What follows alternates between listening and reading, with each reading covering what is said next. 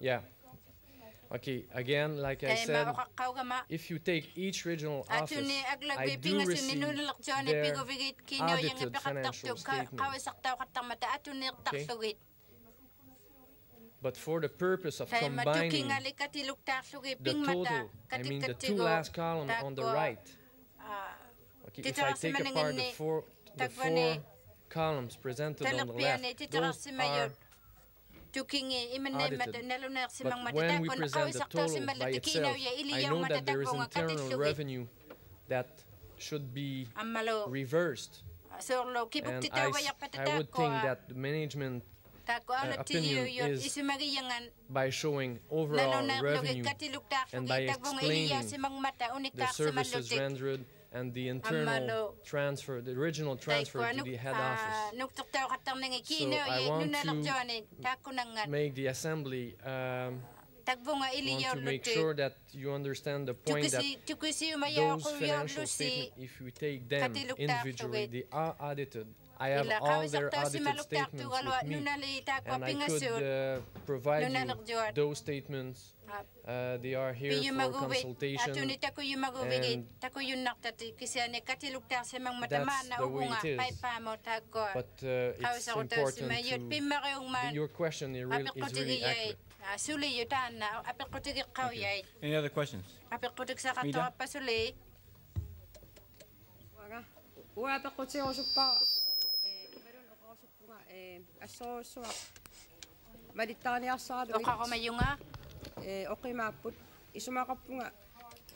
Ayaw nang mata ko maligya.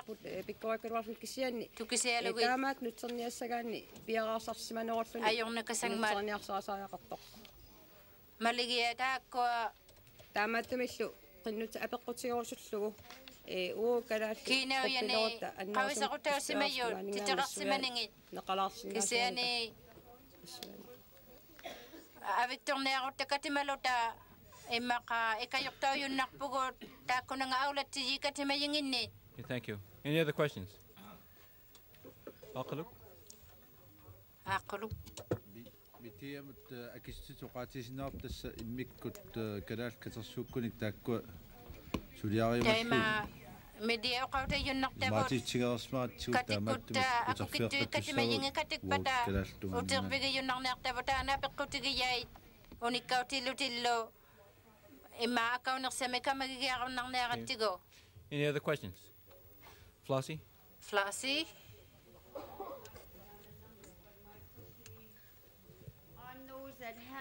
On those different sources of funding that have been committed for the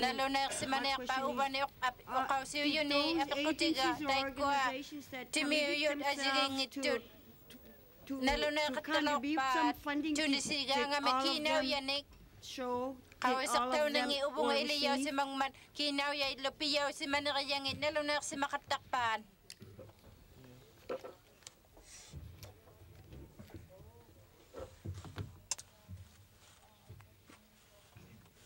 Yes, all the funding commitments that have been made have come through at one time or another.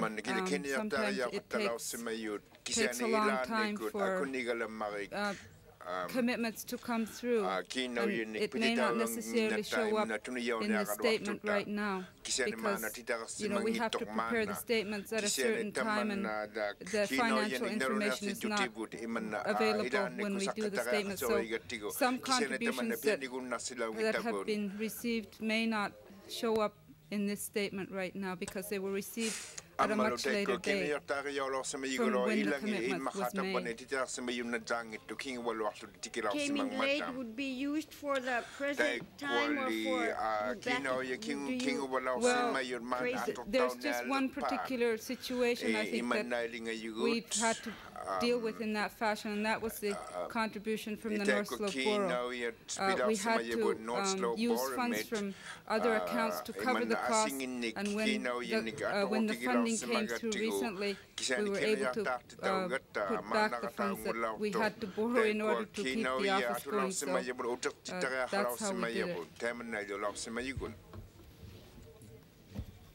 Any other questions? Mary? Mary? Thank you, Mr. Chairperson. My question is, the audit statements are presented annually. What's the process involved in reviewing them? Does the Executive Council review the statements every single year, and then every 3 years the General Assembly review them? What's the process? Yes, the ICC Executive Council goes through the audited statements once a year, and then at the end of like 3 years we put them all together, and that's the report that you have, the combined statements. The second question I have is the Canadian contribution, that the Canadian government, the federal government, their contribution has decreased from 1987. Is it increased or decreased? Decreased. Could you tell me what federal government departments have contributed this money, and what's the decrease? Why the decrease?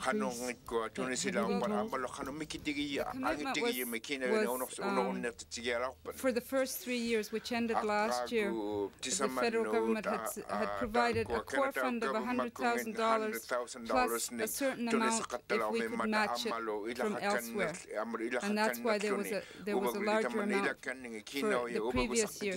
Now the commitment that they've made is that it's just a core fund of $100,000 from the Department of Indian and Northern Affairs. I think that this is a really good opportunity, since Pierre Cadieux is here, to probably raise that question with him. Maybe that can be done privately. We're having dinner with him tonight.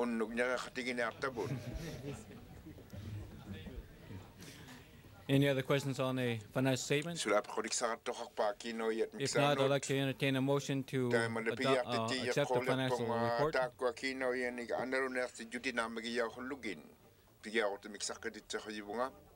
There's a motion by Edward Ita. Is there a second? Seconded by John Amawulit. Discussion? Ask that the Green delegation have a chance to review them first before we take any further motion. You can vote the motion down. There's a motion and a second on the floor. We had already informed that we wanted to review the... Would the second and the motion maker withdraw their motions until the Green delegation has a chance to review the statement?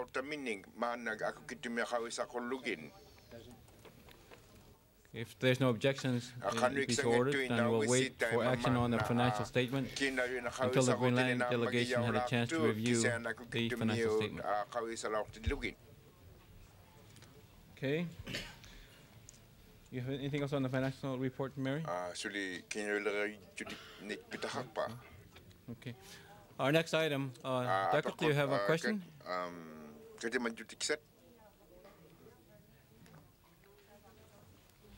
Yeah, Madam Chairman, I have one question. The federal government recently went through cost-cutting measures, and now made an announcement that all the funding that they provided to the Native organizations in Canada will reduce by 15%. I would like to know whether ICC was affected by that policy.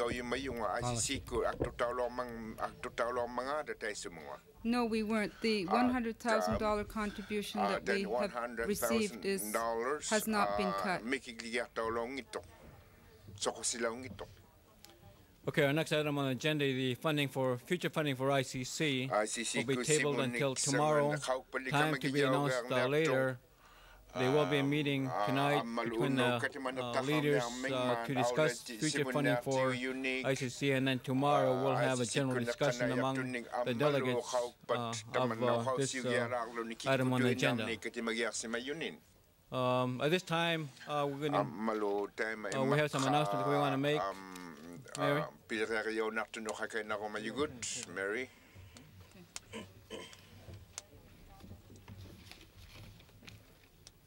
I had perhaps omitted to mention some people that were here. I hope they're still here, but I wanted to recognize particularly Senator Willie Adams that was at the conference today, but he might have left already. And also Red Peterson, the Speaker of the NWP Northwest Government Legislature. The other I would just like to read a couple of telegrams that I received. I thought you might be interested.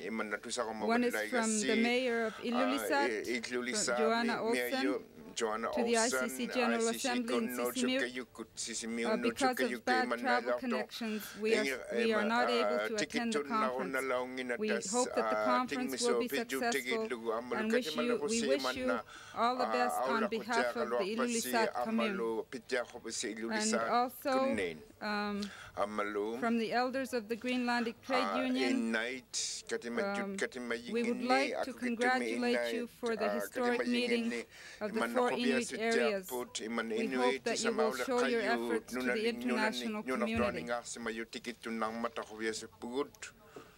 On that note, I think we're a little bit past our time, so I would adjourn the meeting for today, and we will start again 9 o'clock tomorrow morning. Have a good evening.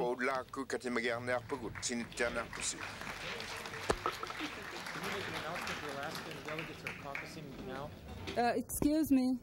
The Alaskan delegates are caucusing right now.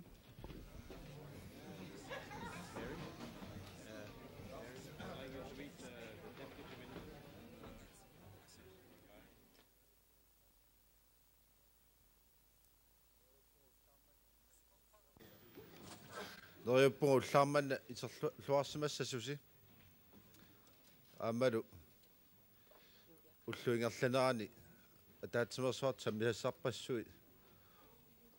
Tassa ullaami unnursuarmut pisarmata neriuppunga agguataarluarlut ingerlasimayumaarisi.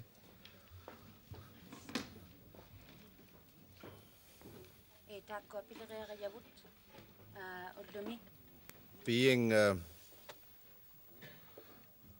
a participant in this conference, we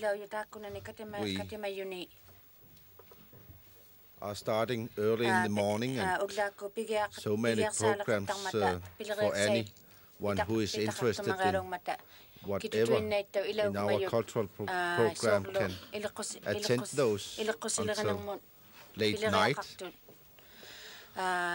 But we all have our own schedules besides the one we have here, so I hope that you enjoy everything on this conference. I start with the practical thing.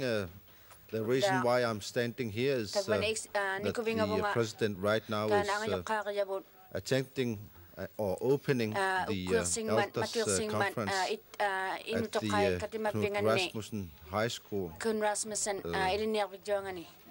And those of you interested in the elders conference, we will try to find some room in the agenda for some of you to attend some of the elders conference. It's only 5 days we are having this conference, so, and our program is so that we have to work all the time. One practicality is that the numbers of the translating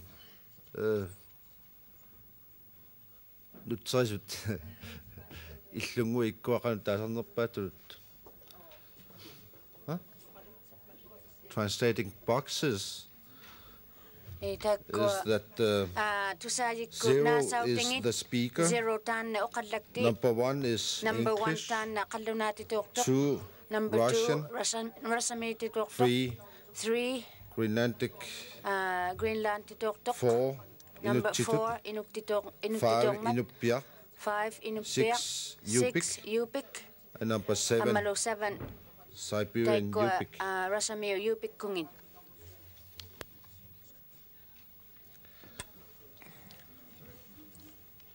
Our agenda today is number 8 from last meeting, approval of 1986 General Assembly Process. Number 12, A and B, financial report and future funding of ICC.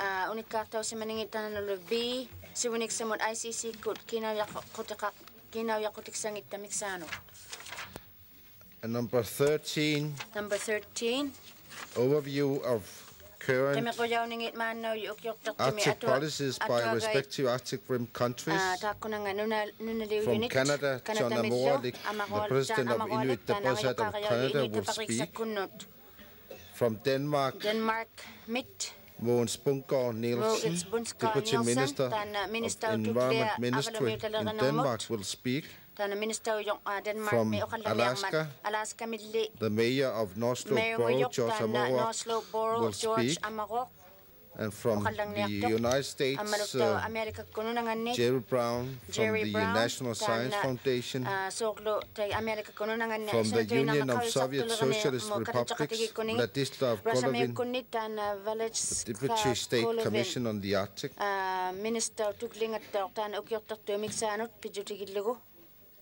And number 14 this morning on the agenda will be the Arctic environment, A, Inuit Regional Conservation Strategy, B, the anti-harvesting movement of the Inuit response. Later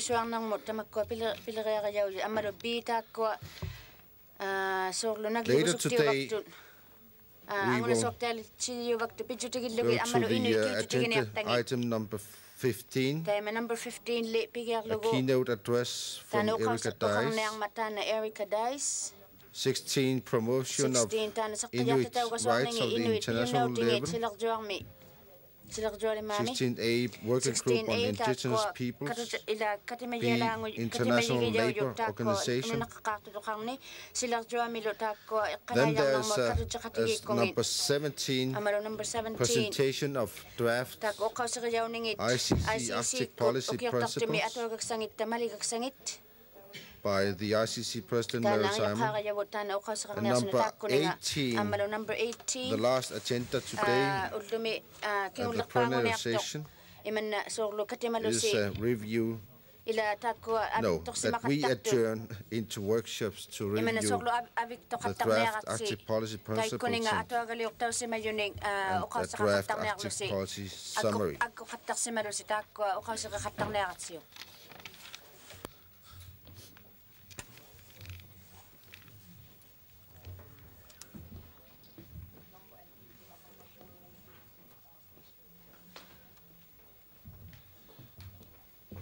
Before we start on agenda number 8, I would like to introduce you for the mayor of North Slope Borough, George Amorok.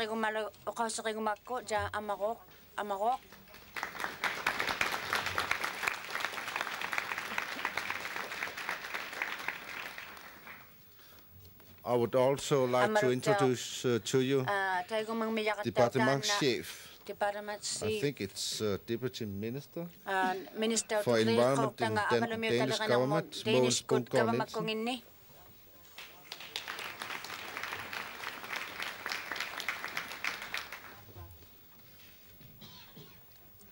And Danish member of the Parliament. From the Social Democrats,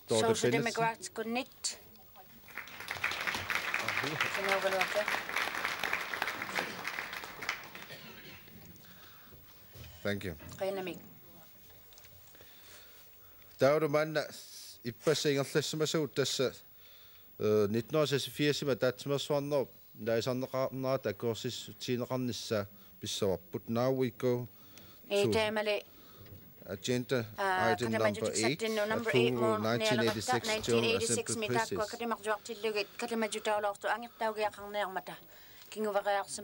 process. Is there any comments, questions? Martalene Petersen. Martalene Petersen. 86 nummer 5 Inuk biinnaatitaaffiisa issittumiluoqartusaanerpaanau pissusaqatiginnaarnu tungassutеqartoq tassani malugilaallaqqullutigu aaliangersakkamut tungatillugu taasinermi taasinneret assiingitsut pingasuusut katikkaanni 55-siummata kisiannili taasisinnaatitaasut 54-sinnaallutik taanna akuanaqanginnerani sukkut tuppusutaqarnersoq number 5 taakko Inuit piyumnautagini pitutaqartut neruaqutaqalaorsimagatta taissamani taikko nerualaorsimayut ima unorningit aaqitta ila aaqittaugiakkaneriaqarniarmata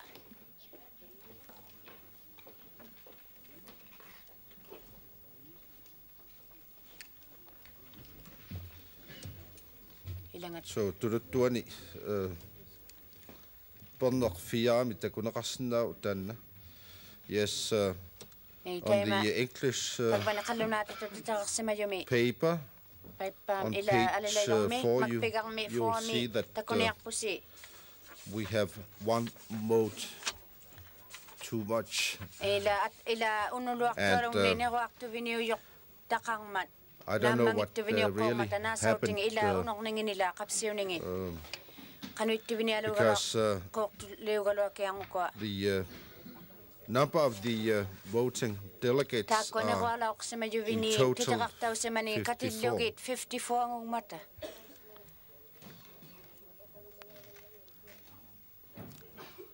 Any other question?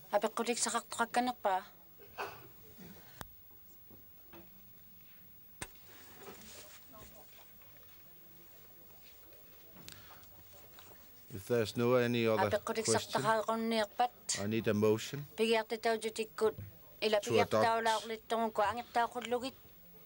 the process of General Assembly 1986.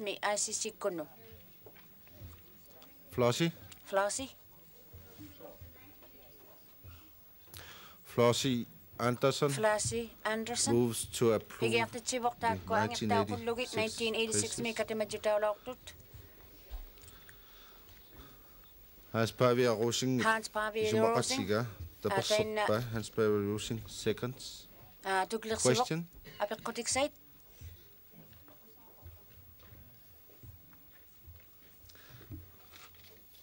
Kikut Isumatiaru, Dandakuasausupat. Those of you who approves the 1986 General Assembly process, please raise your right hand.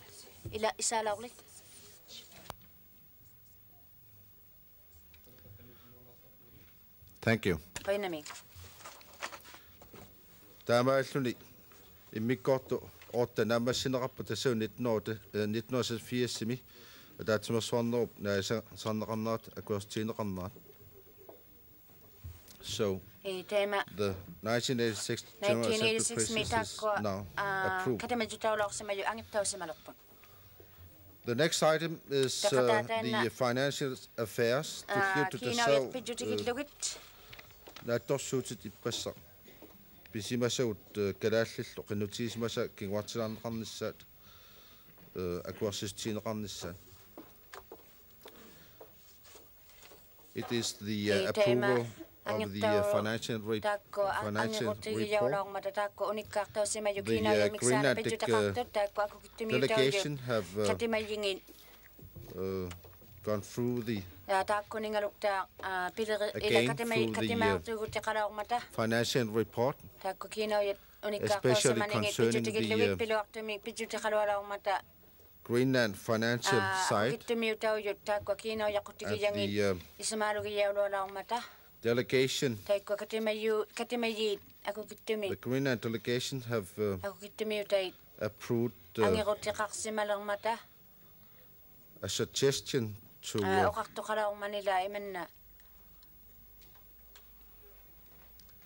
to a solution of the long-term loan on about 900,000 Danish kroner. 900,000 kroner. Tässä sanjatsuut kalaalli tunganingaannik apaqotissaartoqarnerluni. I would like to ask the Greenland delegation if there's any other question.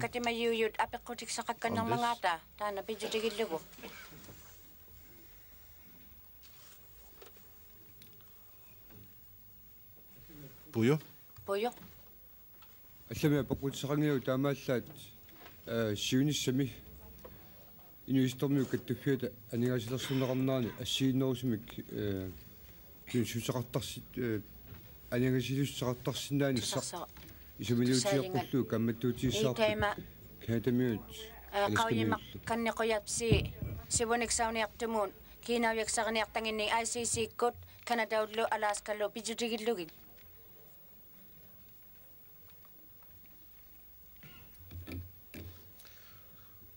Ja, taamaallu qinnutiissuara kikkut siunnersuuteqarnersut taassuma naattorsuutit akuaneqarnissaat pillugit. I'd like to ask for a motion to adopt the financial report.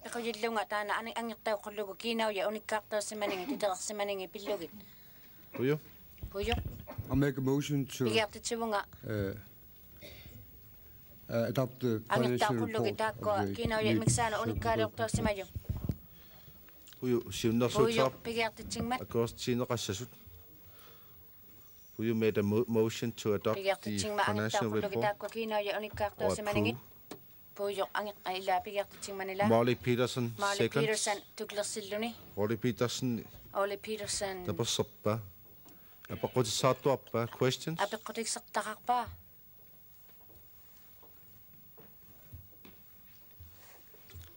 Could I ask for unanimous consent? Ilunnaning angerunnerpisiu.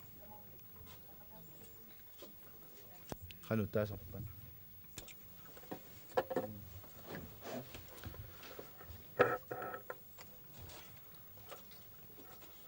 Tässä. Ha? Tässä tamam akuasa.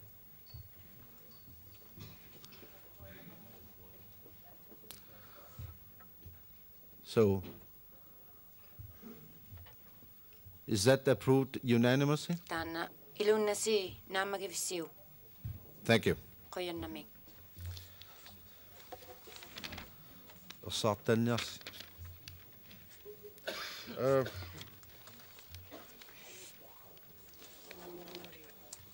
The next item is the future funding of ICC. I think we should delete that until the ICC president arrives. So the next item will be number 13. Number 13. The overview of current Arctic policies by respective Arctic Rim countries. So I will ask the President of Inuit Taparisat of Canada to present his view.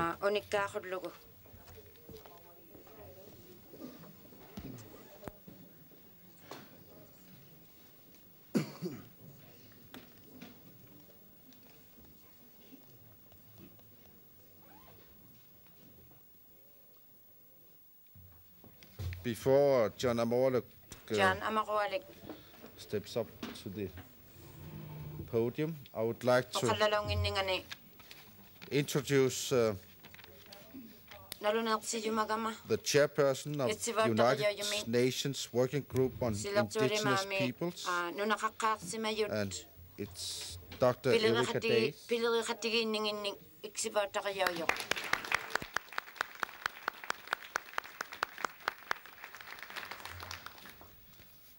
John Amorlik, please.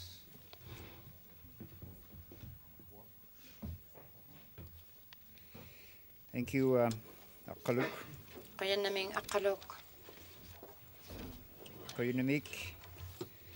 Nakakitaw si Megama, inukaritsinut. Alaska minut. Canada minut. Kukit minut, amalo Siberia minut.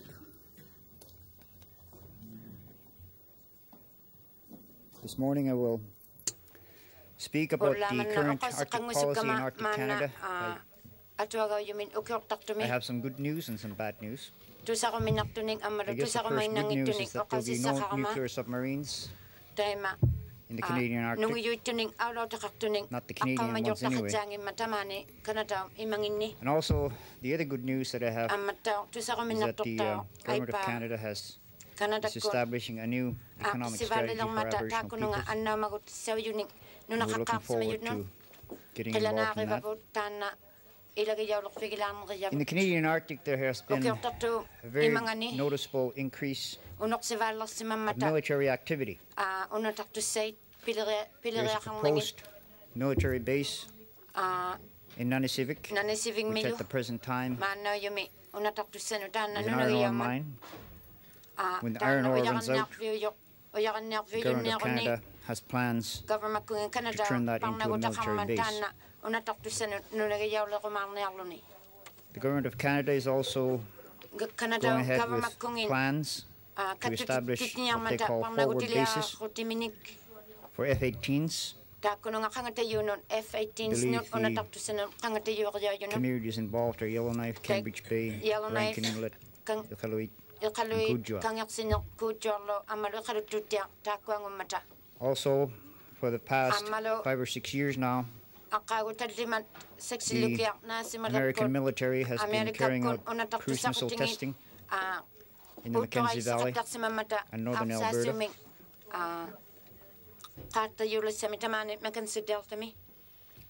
As we all know, there is also a proposal to turn the Goose Bay Airport into a NATO base. If that was to be improved, it would mean greatly increased military activities in Labrador.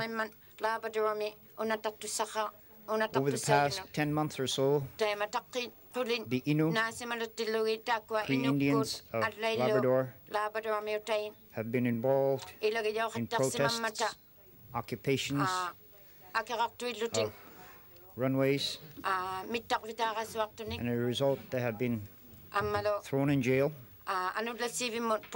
Approximately 300 of them have been arrested over the past 10 months.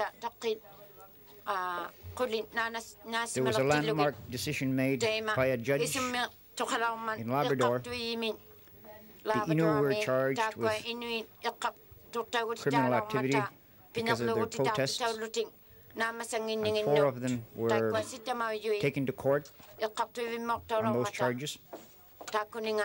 The judge sitting at in that court case was an Inuk by the name of James Iglulerti, and he acquitted them. He said he believed them. He said he felt that they were sincere in their belief. They had never given up their rights to that land, and that they felt they had a right to protest. The Inuk were acquitted, and that decision sent shockwaves through the legal community in Canada. The Government of Canada is also proposing to put listening devices on the Arctic Ocean floor. They couldn't afford the nuclear submarines, so this is their alternative, I suppose. In the area of the land claims, the largest land claims in Canadian history is still being negotiated at this moment. We're expecting an agreement in principle very soon. Of course, as you all know, there has been a settlement in James Bay in northern Quebec, and also a settlement in the Beaufort Sea involving the Inuvialu. The TFN claim, the largest claim in Canada, will be settled soon, as I said, and land claims negotiations in northern Labrador just begun. We expect those negotiations to last about 10 years. But in the end, we believe they will get a good settlement. Regarding self-government in Canada, the Nunavut proposal to create an Inuit homeland in the Northwest Territories in the Central and Eastern Arctic has been stalled for a number of years now. But because the Inuit are so persistent in their pursuit, the governments once again have, I think, come to the conclusion that it's not going to go away, and that it will proceed. In northern Quebec, the Inuit are in a process of deciding what form self-government will take in Nunavik. There has been some dramatic developments over the past 12 months, and we expect that to be once again an important agenda item in Canada in the coming years. In Labrador, as I indicated earlier, land claims negotiations have just begun, and we expect that provisions for self-government will also be included ultimately. The Government of Canada continues to refuse to get involved in the negotiation and implementation of self-governing entities in northern Canada. They have been roundly criticized by international Arctic experts because of their inactions. The national constitutional discussions and the Meat Slate Accord at the moment is stalled. The constitutional agreement, which was reached back in 1987 by the 10 provincial premiers and the Prime Minister, has not been approved by all provinces yet. The province of New Brunswick and Manitoba have not approved the accord, and a third province, the province of Newfoundland, is threatening to withdraw its support. As a result, this constitutional agreement is very much in doubt. So at this moment, we seem to be in a limbo as far as national constitutional discussions are concerned.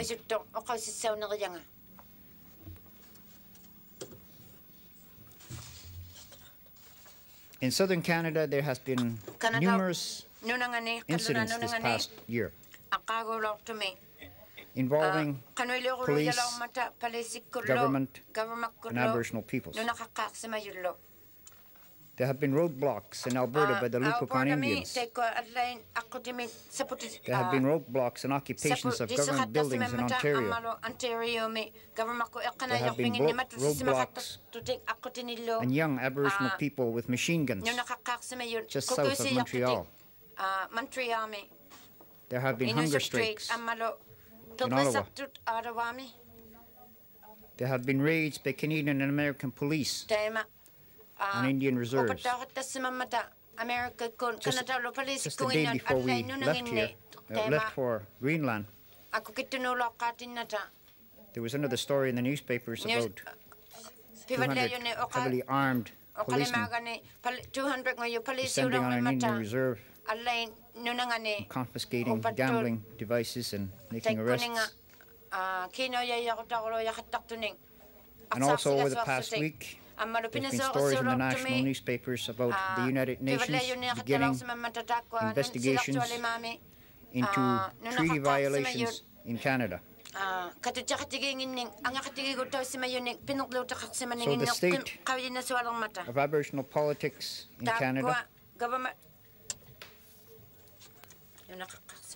is very much active.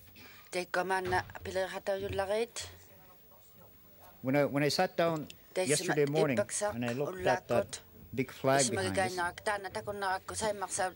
I remembered something I read when I was a little kid. I was a young kid, and I remember reading a children's book. It was a poem that I read. I don't remember the name of the poem anymore, but I do remember the first line. And the first line was, "The time has come," the walrus said, "to speak of many things." And for some reason, I have always remembered that line. And when I saw that flag behind us yesterday morning, I was reminded of that. It is indeed time to speak of many things. Time to speak about sustainable development, conservation strategies. It is time to speak of peace and security. The time has come to talk about human rights and self-determination. It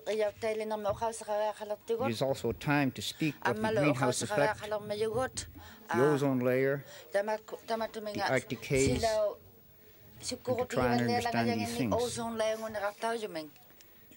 The time has come to speak of the Exxon Valdez, Chernobyl, 3 Mile Island, and nuclear submarines. It is time to speak of Star Wars, cruise missiles, and stealth bombers.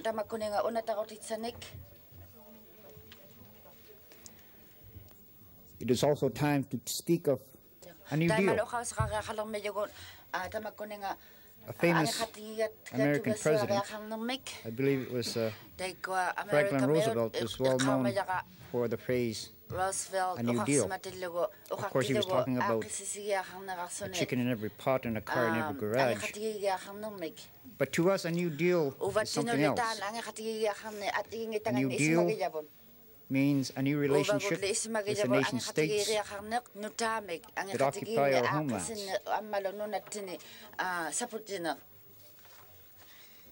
We have been greatly encouraged by improving relations between the East and West. A guy by the name of Miguel Gorbachev has thrown a lot of people for a loop, and in the process has become the most prominent politician in today's history. There seems to be a thawing of the Cold War, which is very encouraging to us. And it is time has come to talk about shifting and redirection. It is time to realize that the Third World War is global suicide. It is time to drive home the fact that the Third World War cannot be won by anyone. It is time to recognize that the threat of nuclear war is a violation of the human right to peace and security. It is time to declare that a nuclear war would be a crime against humanity. It is time to shift humankind's priorities from military superiority to protecting the global environment, to fighting the threat of AIDS. It is time to redirect our resources, to explore the universe and to make new scientific discoveries. It is time to redirect resources to fighting pollution. When the Exxon Valdez ran aground and the Soviet Navy went to help the cleanup, and the Canadian government sat in Ottawa doing nothing, I, as a Canadian, was ashamed. The Canadians were saying, we hope that the oil doesn't come to our shores. We hope it stays out there somewhere. They should have been out there cleaning it up. It's time that these things happen.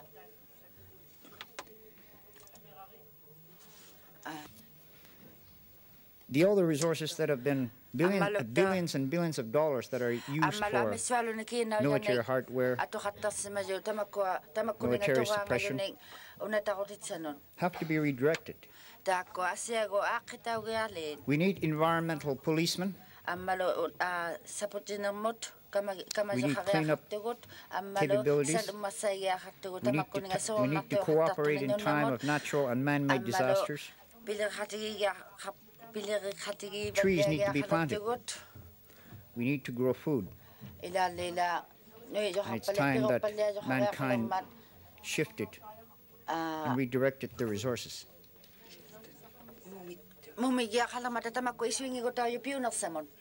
That Walrus was right. It is indeed time to speak of many things. Thank you.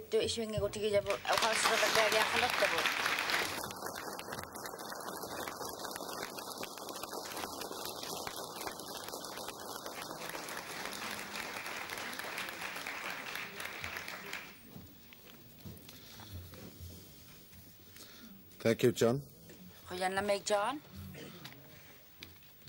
I hope that this walrus will speak up all the time. This is the flag is the municipality flag, and I'm sure the town here speaks up whenever they want to. There was the fingerbook Denmark kimi. Pingot the pillow minister raffimi. Bisotta Bones Bunkon. Now we have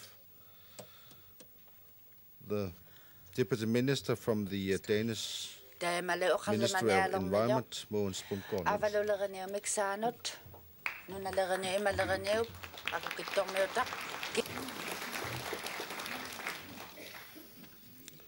Mr. Chairman, ladies and gentlemen, unfortunately our Prime Minister couldn't be here today. As you may know, he just got married, and I think that's a reasonable excuse for not being at this important conference. But he has asked me to convey to you his best wishes for a successful conference, and I can assure you that he really wanted to have been here. Denmark is an Arctic nation, at least we consider ourselves to be one, and we are also one of the Arctic nations that border directly to the polar basin. Actually, geographically, Denmark is closer to the North Pole than any other country in the world. I've been told that from the northernmost point of Greenland, there's just some 460 miles to the pole. I haven't been there, but I trust my script.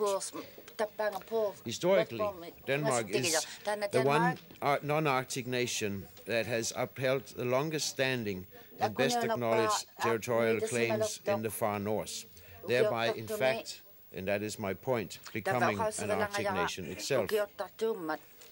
Denmark is the only European nation that ever thought of carving out colonial territory proper in the Arctic and settling there with a distinct purpose of exploiting the resources, while at the same time giving early thought to such matters as economic and cultural regime for the Aboriginal inhabitants. Denmark is the only EEC member country with direct Arctic responsibility. And based upon this, I shall in the following try to outline a few basic principles for our policies in the Arctic region. But first, a little bit about the general background of our policies in Greenland. Much of Denmark's dealings in Greenland are governed by attitudes that nobody really gives much thought, if any. Nevertheless, these attitudes constitute, in our opinion, a well-established policy. Denmark is a Nordic country, as you know. A Nordic tradition of representative democracy, decentralized decision procedures, and respect for local peculiarities are a matter of course. So is non-violence. We have no plans to send supplements up here, nuclear or otherwise. We are adamant believers in dialogue. The power of honest information, the progress of local autonomy. Nordic democracy is ruled by the right of small peoples to be themselves and to be heard. This is a tradition of which we are proud. When the Faroe Islands wanted autonomy, they got it. This happened in 1948.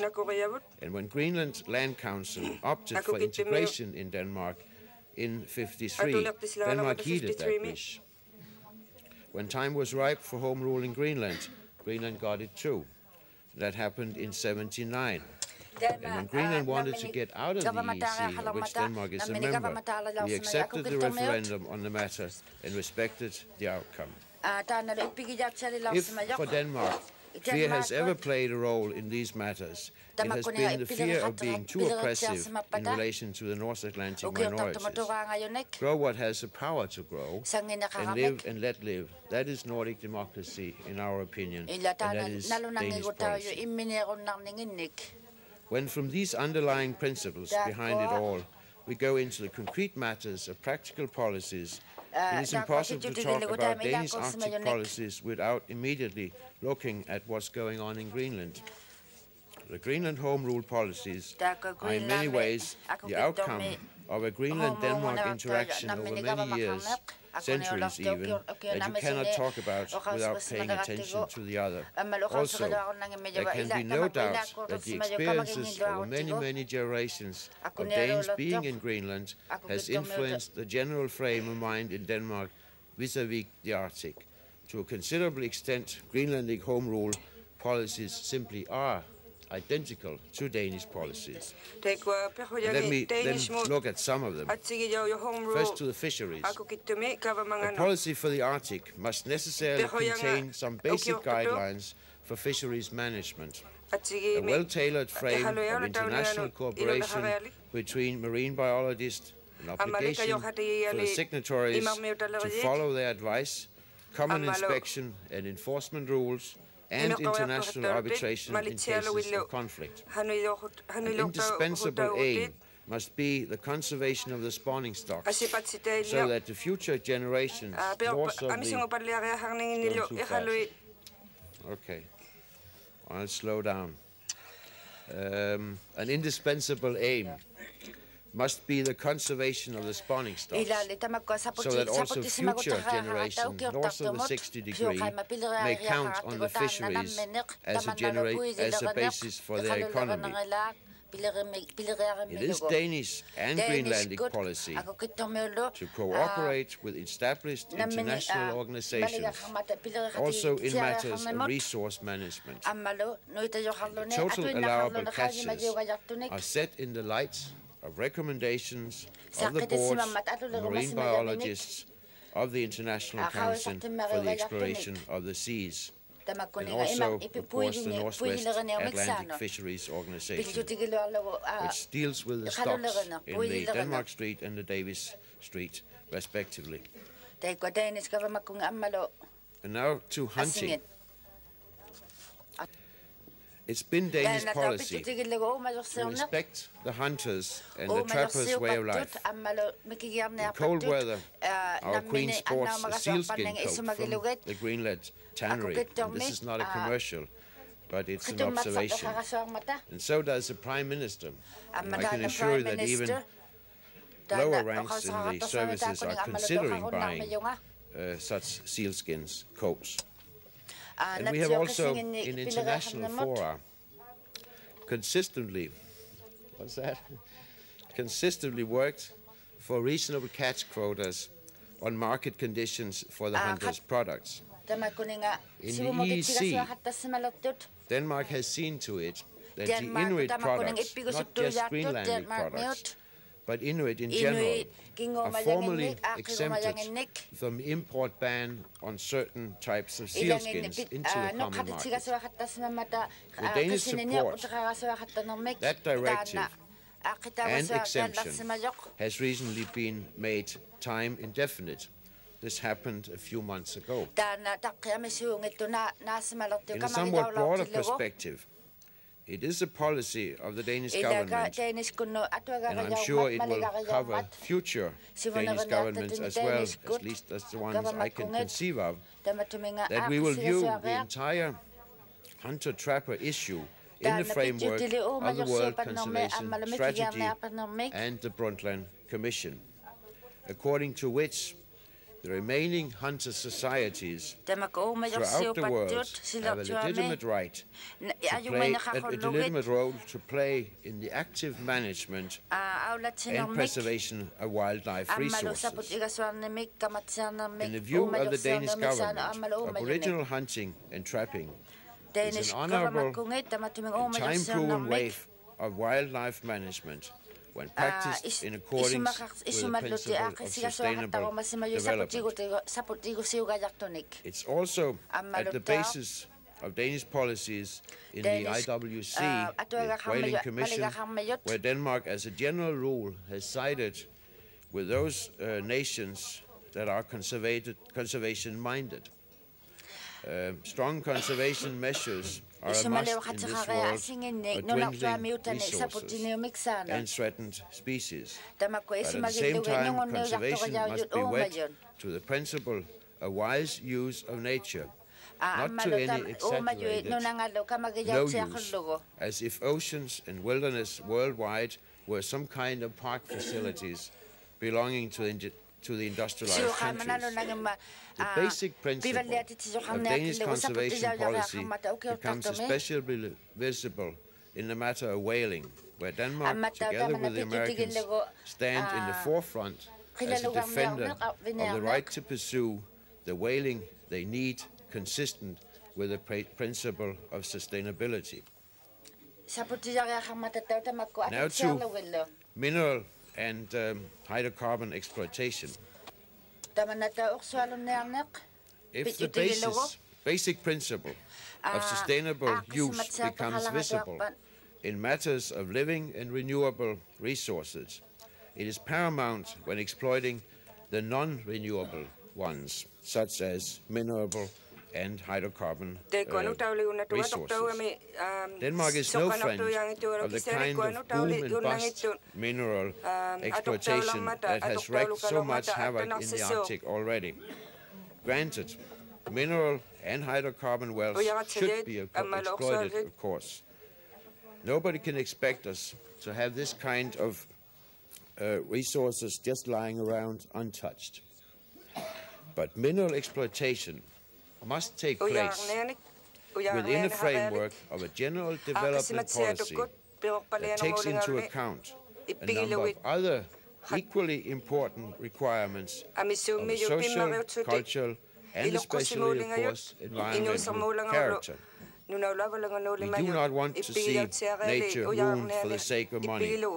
Some adverse impact will always take place, but mindless development for sheer profit, with no thought of the consequences in other areas, is clearly unacceptable, both politically at home and internationally in such fora as the IUCN, the International Union for Conservation, and of course in UNEP, the Nairobi organization. It is no secret that we are here talking about the focal point of interest of a number of NGOs, non-government organization, and of course, not the least, the ICC. And in this context, I can assure you that the numerous resolutions coming from this particular forum, as well as many instances where the ICC have taken a public stand on an issue of conflict relating to development versus conservation, we have certainly taken note of it in Denmark. The Inuit stakes in both development and conservation are higher than most. And we in the Danish government are fully aware of that fact. Development and conservation need not be at odds, in our opinion. Indeed, in our age and day, they have to be complementary. It is Danish policy that conservation-minded interest groups are brought to see the necessity of development, and that industrial developers are brought to understand and respect the environmental imperatives of the issue in question. This is, in our opinion, the only way in which we can achieve a truly sustainable development in the Arctic region. Now to environmental protection. When it comes to formal environmental policies, we are in Denmark firm believers in international cooperation. For very good reasons. We are a small country and we can't do that much alone. Therefore, it is also with great satisfaction for us to see that the Greenland Home Rule part takes part with such professional skill as it is the case in the work of the IWC, in CITES, and in the Ramsar Convention. You have also, and we are proud of that, created the world's largest national park and a great number of other important protected areas. Set aside a sizable fund of wildlife research projects and to enter on a bilateral basis in joint projects in environmental policy planning with the neighbors to the west, the provincial governments of Quebec and the Northwest Territories. We cannot, of course, mention our Canadian neighbors without thinking of the now almost 6 years old government-level agreement between Canada and Denmark, the so-called MICA Marine Environmental Cooperation Agreement, concerning the establishment of a set of joint marine environmental protection measures for the waters between us, between Denmark and Greenland, between Canada and Greenland. And throughout the last few years, the joint contingency plans annexed to the agreement have been followed by a more detailed and precise contingency planning in this field. And this work goes on, of course. Denmark is one of the few nations that have elaborated and started to implement a coordinated government action plan for the follow-up of the recommendations of the Brundtland Commission report. Denmark's Arctic responsibilities enter, of course, into this plan as an integrated part, and it is therefore only natural that the Danish Minister of Environment has followed the development of the Inuit regional conservation strategy with keen interest and has given it financial support. Denmark fully supports the idea of transnational environmental strategies for the Arctic. We believe that old-fashioned, boxed-up national regulations alone are not what's going to save the world, and in particular not the Arctic. Denmark also wholeheartedly supports the United Nations Convention on the Law of the Sea, which is an outstanding achievement, even though, for various reasons, much work is still left to be done with regard to ice-covered areas. We support, and I should like to mention this in this context, the Article 234 of the Convention concerning ice-covered areas and